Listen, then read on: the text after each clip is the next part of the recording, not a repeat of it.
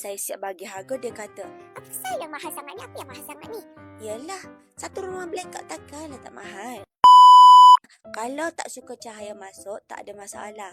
Okey, tempat-tempat tak penting seperti ruang tamu, tempat makan, yang itu kita guna langsir trim out yang jenis warna gelap. Okey, tempat-tempat yang penting seperti bilik tidur, yang tu kita guna langsir blackout. Faham? Okey.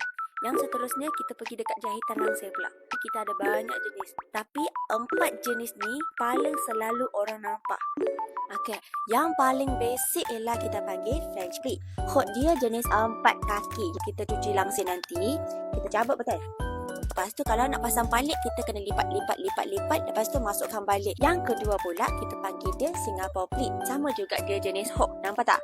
Tapi kelebihan dia ialah hook dia jenis satu kaki sahaja.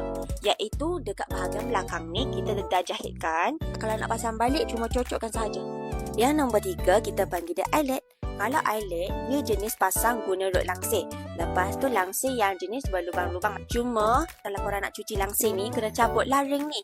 Kalau tak cabut, rosaklah mesin basuh tu, rosak.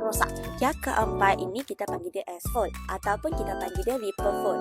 Efek lepas pasang dia, lebih kurang seperti efek eyelet ni lah. Kelebihan dia ialah dia tiada ring. Cuci langsir ni, boleh terus masukkan mesin basuh.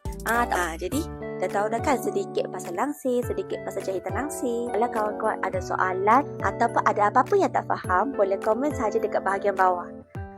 Jangan lupa follow kita untuk dapatkan tips langsir yang seterusnya.